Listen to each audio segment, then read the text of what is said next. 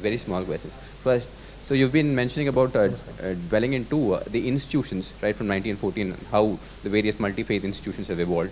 So I just want to know, I don't want to break the secret here, but still, is the Indic faith winning in terms of institutional setup? One.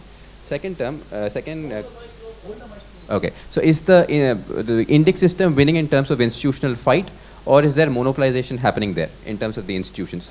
And the second thing is, in terms of social reforms, especially hailing from this state, I have this problem that, again, there is monopolization happening in terms of symbols, in terms of people who are social reformers. And a number of significant contributions have been shoved under the carpet. Correct. And that has caused serious damage to the real rhetoric, real narrative. Right. Do you see some kind of a change that can be brought about because of that? And the third question is, for what you and I have been fighting, of course, you being the leader and me being the student there, in terms of the temple ecosystem. Are we heading the right way? And have we gotten some tangible results which can be actually shared with the public and for them to, understand the importance of it? So I'm leader of no movement. I have no such aspirations or pretensions. I'm best being a lone wolf.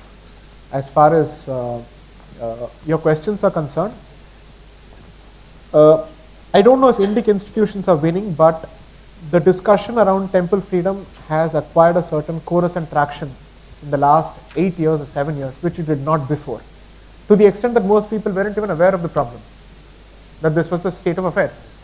Fortunately, now there's a clear discussion on it, and governments are forced to talk about it. Governments are forced to cede control over temples, starting from Uttarakhand and other places, regardless of whether it's the BJP or the Congress. So, in terms of something to draw hope from, there is a forward movement in the discussion, with people also making statements which have electoral implications, like the Karnataka state government and others. So, which is good. Now, what it ultimately translates to, I don't know, or I am not in a position to predict. I don't have a crystal ball to gaze into. I'm hoping that it leads to tangible outcomes. Maybe we are looking at an incremental giving up of control, because power is such a thing that you wouldn't want to give it up in one go, so therefore you see it in phases, and people asking for more and more and more, and that happens.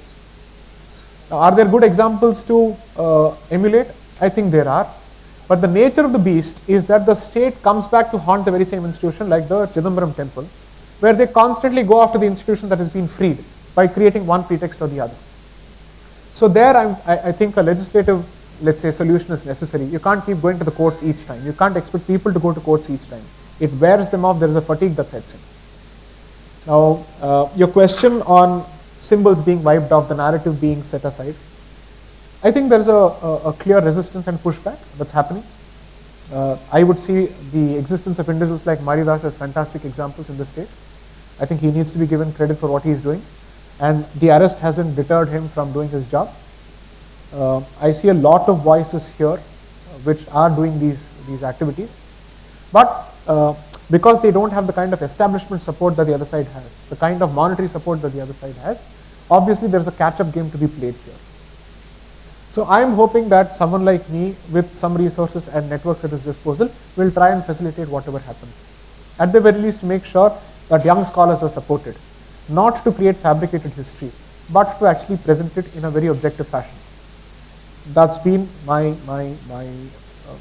style of operation, and I would want to pass on that to a couple of people. So I'm putting a lot of faith in the young generation.